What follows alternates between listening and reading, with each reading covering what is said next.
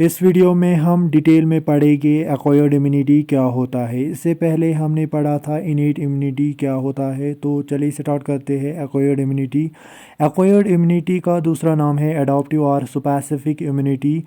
Acquired immunity क्या होता है? The immunity that an individual acquires after the birth, मतलब ये वो इम्यूनिटी होता है जो एक इंडिविजुअल एक्वायर करता है आफ्टर द बर्थ, जब इसकी बर्थ होती है। फिर ये इंटरेक्ट करता है एंटीजन्स के साथ और पैथोजन्स के साथ, तो उसको बोलते हैं एक्वायर्ड इम्यूनिटी। दूसरा पॉइंट है it is specific and mediated by antibodies lymphocytes are both which makes antigen harmless. मतलब ये एक स्पेसिफिक टाइप ऑफ इम्यूनिटी होती है, मतलब ये एक पैथोजन के लिए स्पेसिफिक होती है।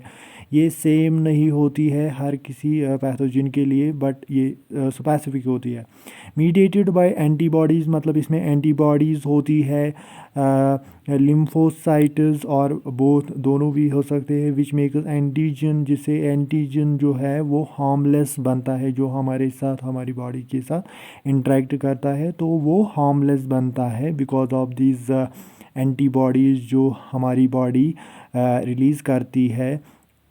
और हमारी बॉडी में कुछ लिम्फोसाइट्स होती है, जैसे B lymphocytes and T lymphocytes. B lymphocytes antibodies बनाती है और टी लिम्फोसाइट्स वो एंटीबॉडीज़ नहीं बनाती है, बट हेल्प करती है बी लिम्फोसाइट्स को टू फॉर्म एंटीबॉडी।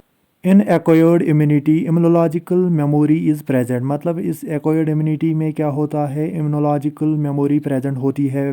मतलब जब हमारी बॉडी फर्स्ट टाइम एनकाउंटर करती है एंटीजन को, तो उसको मेमोरी रहती है। जब वही एंटीजन सेकंड टाइम आता है तो उसको मेमोरी रहती है फर्स्ट एनकाउंटर की, that is immunological memory.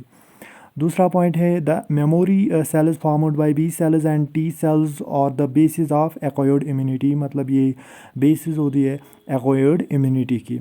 Acquired immunity consists of specialized B and T lymphocytes and antibodies. ये हमने पहले ही बताया एक्वायर्ड इम्यूनिटी में क्या होता है, बी एंड टी लिम्फोसाइट्स और एंटीबॉडीज़ इसमें होती है, जिनकी वजह से एक्वायर्ड इम्यूनिटी बनती है। अब है कैरेक्टरिस्टिक्स ऑफ एक्वायर्ड इम्यूनिटी। कुछ कैरेक्टरिस्टिक्स हम देखेंगे। पहला है स्पेसिफिसिटी।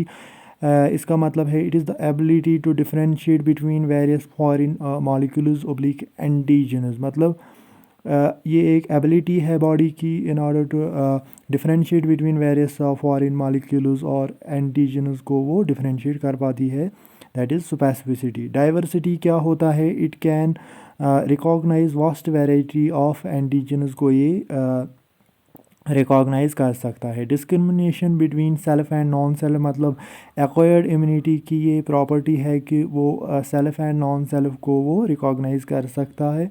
नॉन सेल्फ से वो रेस्पॉन्ड, उसके साथ रेस्पॉन्ड कर सकता है, और जो सेल्फ है उसके साथ वो रेस्पॉन्ड नहीं करती। अब है मेमोरी। मेमोरी क्या होता है, when the immune system encounters a specific foreign agent oblique antigen for the first time, it generates immune response and eliminates the antigen, this is called first encounter. First encounter का मतलब है जब हमारा immune system encounter करता है एक specific और foreign agent और ओब्लिक एंटीजन को फॉर द फर्स्ट टाइम, उसको बोलते हैं first encounter. The immune system retains the memory of the first encounter, as a result second encounter occurs more quickly and abundantly than first encounter. मतलब हमारा जो immune system है वो memory रखता है फर्स्ट एनकाउंटर की, as a result second encounter जब होता है वो मोर क्विकली होता है और एवेंडेंटली होता है दैन फर्स्ट एनकाउंटर, मतलब वो पावरफुल होता है दैन फर्स्ट एनकाउंटर से। अब है the cells of immune system are derived from the pluripotent stem cells in the bone marrow. जो ये सेल्स होती है इम्यून सिस्टम में, बहुत सारी सेल्स होती है, वो कहाँ से बनती है, फ्रॉम प्लुरिपोटेंट स्टेम सेल्स से वो बनती है, कहाँ से, जो बोन मैरो में होता है। हमारी इम्यून सिस्टम में डिफरेंट टाइप्स ऑफ सेल्स होती है। अब है प्लुरिपोटेंट क्या होता है। Pluripotent means a cell that can differentiate into many different types of tissue cells. The pluripotent stem cell can form either myeloid stem cell और lymphoid stem cell.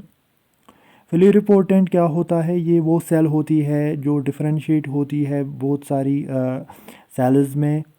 Pluripotent stem cell can form, ये दो तरह की cells बना सकती है, myeloid stem cell and lymphoid stem cell.